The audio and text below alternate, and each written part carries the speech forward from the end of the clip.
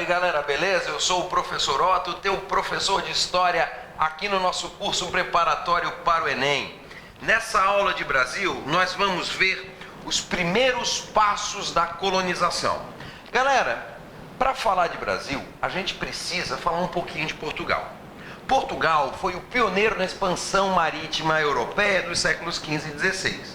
Portugal foi a primeira nação a se lançar ao Atlântico. E o que possibilitou esse pioneirismo? O fato da sua precoce unificação política através da Revolução de Avis ainda no século XIV. Show de bola? Agora lembre, qual era a moral econômica que vigorava na época da expansão marítima? Qual era a moral? O mercantilismo, né galera? O mercantilismo ele pregava o quê? A acumulação de metais. Certo? Não é mais como o feudalismo. No feudalismo, a riqueza estava associada diretamente à terra. Então, quanto mais terra eu tinha, mais rico eu era. Já na moral mercantil ou do capitalismo comercial, chame como quiser, qual é a moral da riqueza? Quanto mais acumulação de metais eu tenho, mais rico eu sou. Show de bola? Então vamos lembrar, o que vale é o acúmulo de metais ou de terras? De metais. Por que eu estou falando isso, galera? Porque primeira fase do Brasil colônia, assim que os portugueses chegaram aqui, a gente vai ter um período chamado de período pré-colonial, que é marcado por essa frase aqui, ó, que Portugal descobre, mas não ocupa. E não ocupa por quê? Tinha um monte de terra, né, galera? Tinha, mas é a terra que está valendo nessa época? Não, não é a terra, é o acúmulo de metais. Os portugueses saíram em busca de novas terras na expansão marítima? Não.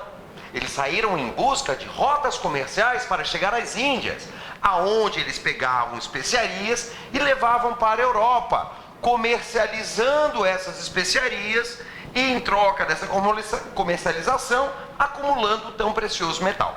Show de bola, galera? Quando os portugueses esbarraram na nossa costa, eles acharam esse metal? Não. Eles acharam as valiosas especiarias? Não. O que eles acharam então? O pau-brasil. Certo? O pau-brasil era uma especiaria? Não. Ela tinha um grande valor de mercado, porém, o cravo, a canela, as pimentas, noz moscadas, esse tipo de especiaria indiana dava muito mais lucro do que o nosso pau-brasil.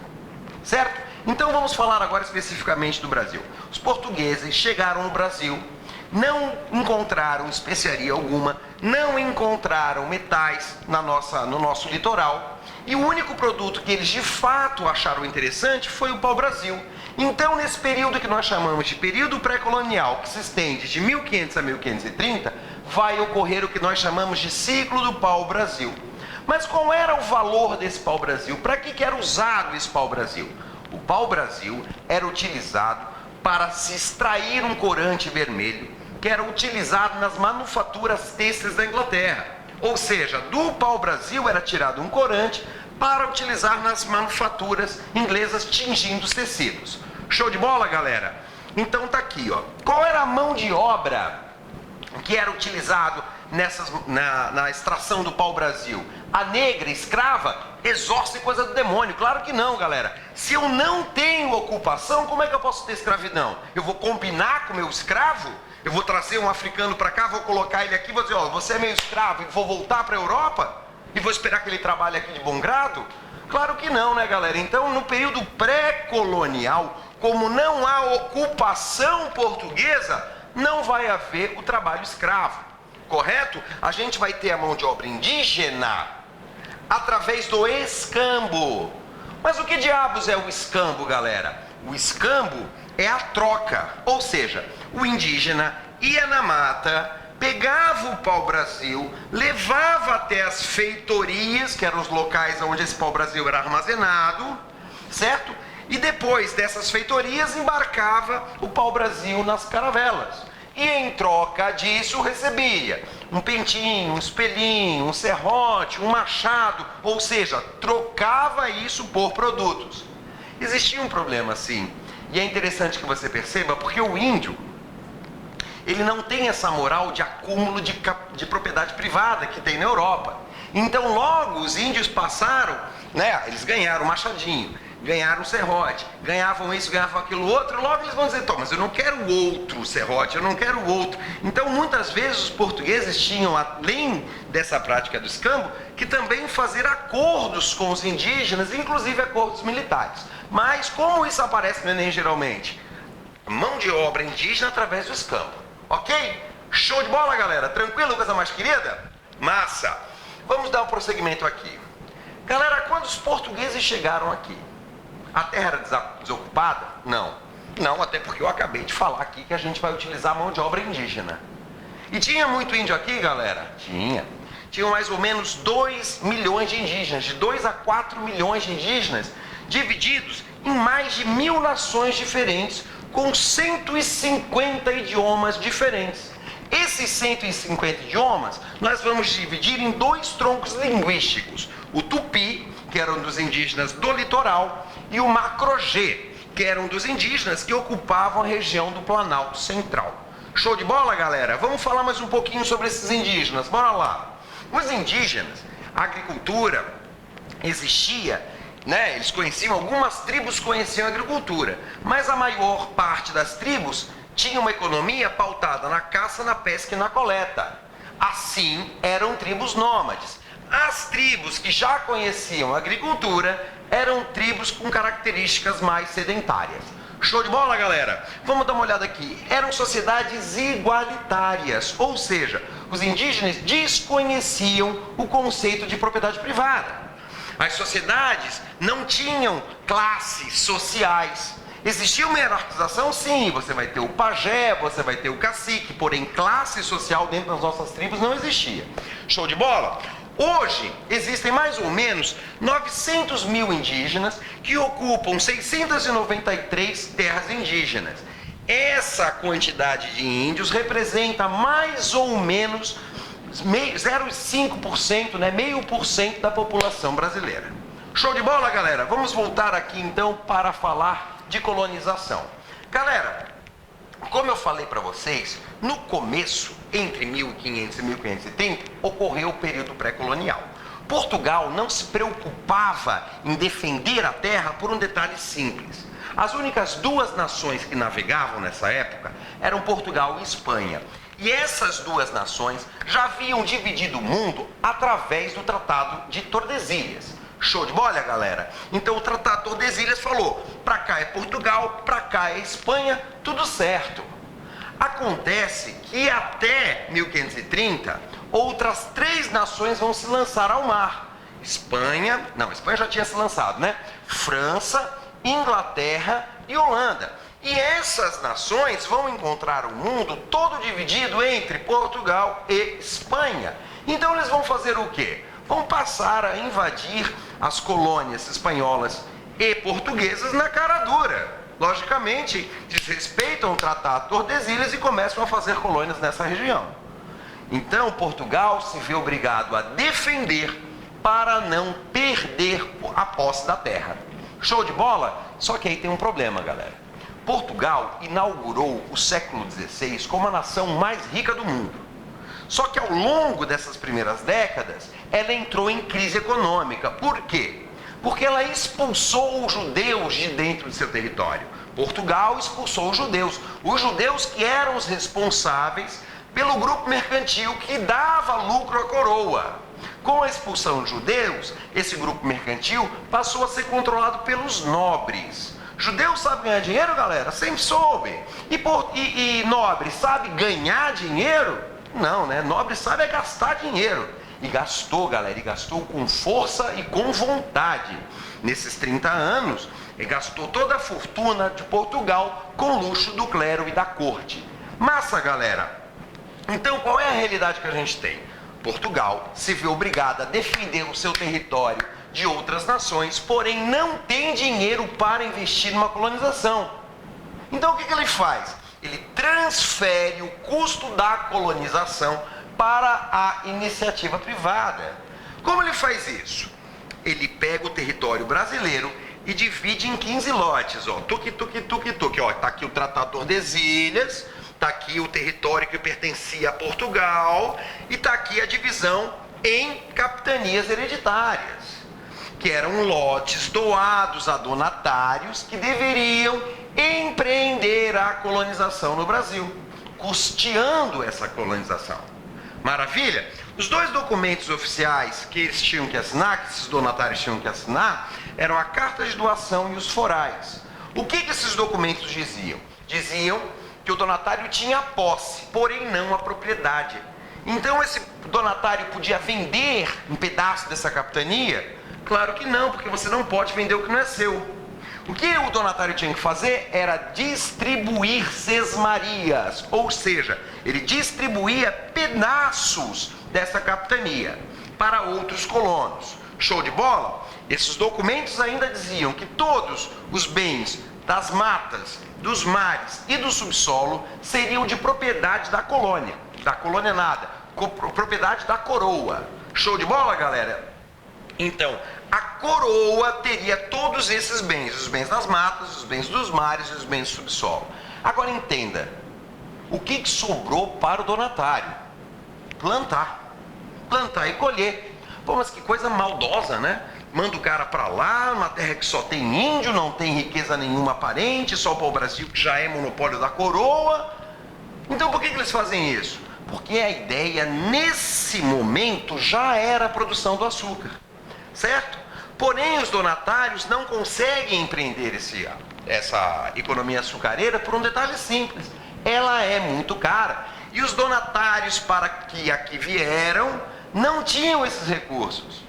Cara, imagina, você tá bem pra cacete lá em Portugal, certo? Cheio de dinheiro, muito bem, morando muito bem, comendo muito bem.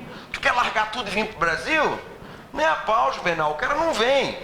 Quem vinha para cá? A baixa nobreza e fidalgos. Esses caras tinham dinheiro para fazer a defesa do território e ainda empreender o movimento açucareiro? Claro que não. Então essas capitanias vão dar certo, galera? Não. Das 15 capitanias, só 2 dão certo. Quais? A de Pernambuco e a de São Vicente. Por que elas dão certo? Porque elas foram financiadas.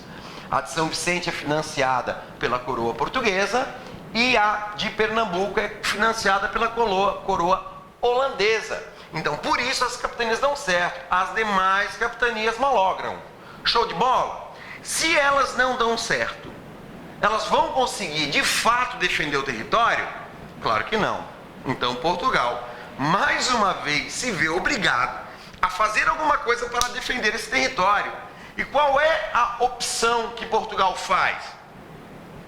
Trazer para cá o governo geral, que é uma forma de administração que Portugal descobriu, inventou, para controlar toda aquela área que a gente viu aqui no slide anterior, né? A área toda daquelas capitanias.